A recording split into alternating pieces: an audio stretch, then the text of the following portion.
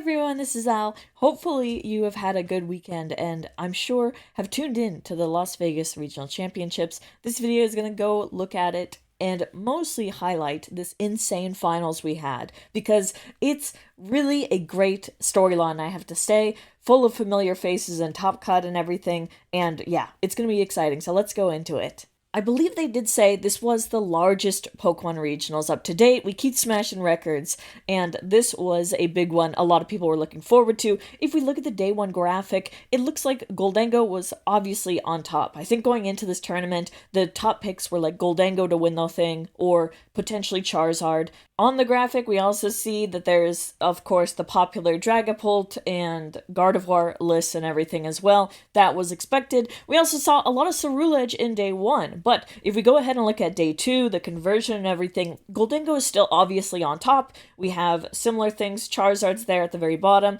and we have, instead of Ceruledge, the Absol Kangaskhan Mega toolbox with them involved. So that is definitely an interesting conversion, of course. I think that's kind of expected, but notice we don't have really any Enzorwark and stuff. I think lately Enzorwark has not been played as much, but when you have a good pilot, it can still do wonders, and that's kind of a spoiler for later. And then in top four, we had a really awesome mirror match I also want to highlight between Tord and Ryuki Okada playing the same deck. This is, of course, a deck that Tord has made and stuff and popularized to its own little deck archetype and stuff. And it was really awesome seeing the master of the deck, let's say, go off with another super high-level player with Ryuki Okada. And, you know, mirror matches, sometimes people don't want to watch them, but I have to say this was a really cool one. Just seeing the different approaches that each of them took and the dance that was going on throughout the game was kind of awesome to see. It was very delicate. It did seem like Tord was a bit more confident, though, playing this matchup than Ryuki. Ryuki looked like he was in the tank a lot. They were both, of course, doing Claw of Darkness, just ripping a card from each other's hands and stuff throughout the game, and then also playing delicately and making sure to attach, like, Mist Energy to the Pokemon to just avoid a quick Terminal Darkness with Monkey Dory on the bench and stuff, going towards that. It really was like a delicate dance, I have to say. On to the finals, and it was Liam versus Tord. Tord making another finals. It's been kind of a little bit, it feels like, but Liam has actually been on a tear as well, I have to say, playing Enzorwark. Now, before the finals, if you knew these two decks and the secret tech, let's say, that Tord has in his, you might be going into the finals feeling really uneasy for Liam, really thinking that he's got a hill to climb. The reason there was some caution going into the finals was because Tord had brought in some Cornerstone Mask Ogerpon EXs into the deck. This thing shuts down Zoroark. You can't attack the Cornerstone Mask if your Pokemon has an ability on it, but that means Zoroark, the main attacker, is not going to be attacking into Cornerstone, and that's going to be a pretty solid win con, you would think, for Tord, is just push Cornerstone, and that's kind of what we ended up seeing. Going into the match, I think even the casters were a bit nervous and confused on what line Liam could take. No Cornerstone Mask Ogerpon EX counter in this deck at all. You got what? Ends Darmanitan? That's it? Yeah, and I don't see something like a Flame Body Cannon or a Backdraft going enough for a one-hit knockout there, with Tord not having some sort of backup plan, that being Penny to really kind of go with it here. Liam is going to have to just get creative. We are all kind of waiting with bated breath, being like, okay, is there going to be an answer to this Cornerstone Mask Ogerpon? It kind of felt like potentially he was about to get steamrolled by it.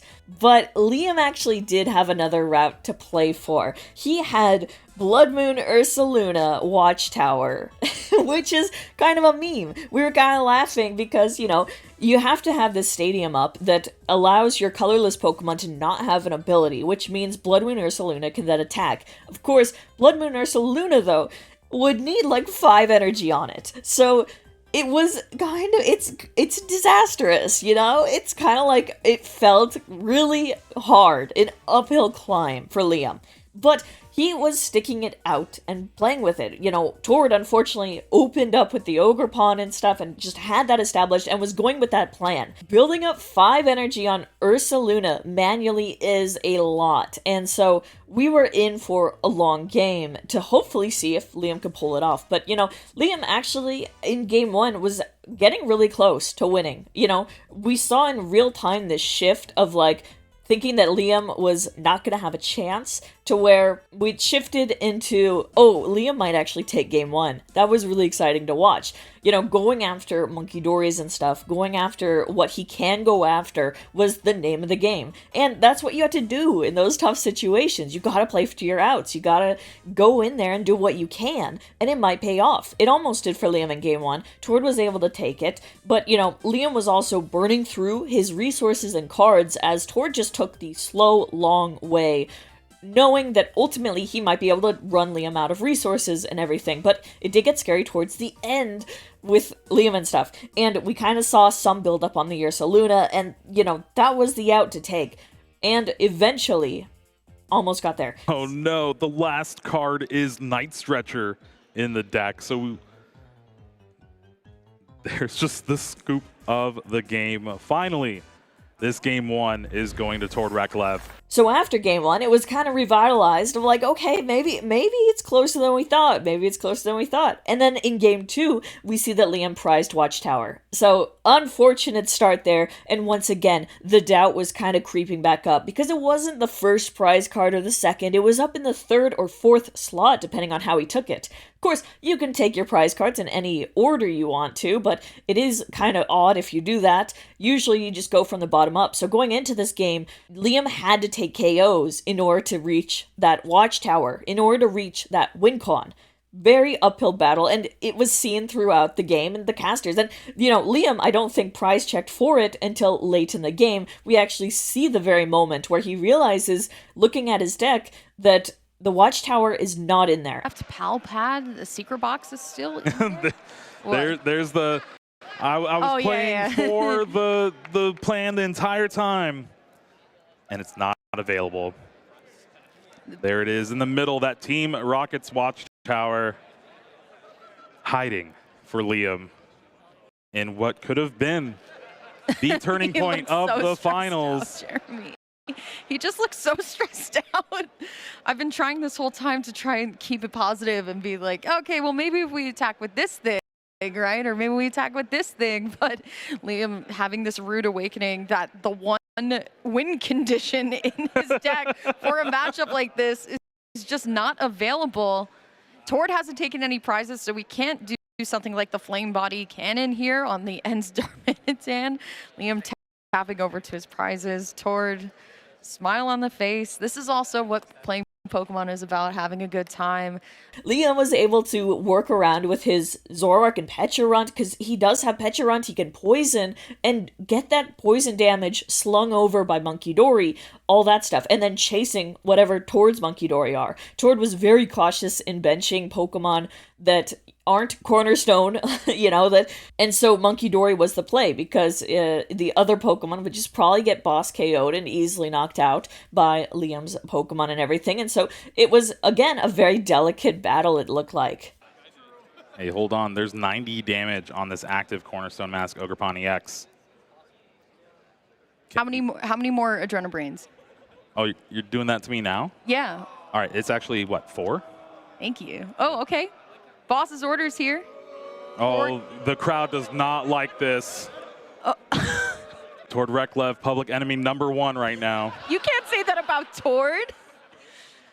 My, do our heroes, you know, you live long enough, you become a villain. There are 100%. no cards in the deck. Play the Iono, Liam. You gotta. Reversal Energy. Black Belt. Yeah! Pal Pad. Okay, hold on. We're Jeremy, cooking. We got a We're game. cooking. Crowd's loving it. Iono as well. We'll be able to trade again into an Iono. 120 damage left on that Cornerstone. 120 damage about to be dealt by Liam. 2 cards left in the deck. Can Liam grab that Team Rocket's Watchtower from the prize cards? It's a 50-50. It's a 50-50. Is he going to take it? Jeremy, this is what we've been waiting for here. Waiting on confirmation. It finds it! Hold up, Jeremy! I think you owe Liam potentially an apology. Potentially, you may have to sign the apology form. What if we see a game 3? Jeremy? Could not imagine. Oh, yeah. The Darmanistan doesn't do damage to the bench because of the Terra. Oh. Oh. At some point, Liam does go down to the 3 prizes, and that means that the Blood Moon play can happen. But we actually had the game close out with a surprise attacker with a scratch from Zorua. Nestball for Enzora. Really just trying to set up multiple Enzorark right now. You know, it's very good. Enz PP up. He's moving quick. He's got a plan. Scratch? The scratch for the knockout? No! We're getting creative here. I love to see it, honestly. Hey, hold on, Jeremy. You might be signing this apology for him. There is no bravery charm. Wow. We are coming to a game 3. Game? Say you're sorry, Jeremy Jallin. I am so sorry, Liam. Say you're sorry. Wow. Finding that Team Rocket's watchtower, leading to the Iono to 2, toward Reklev not having, and we have a game 3 here.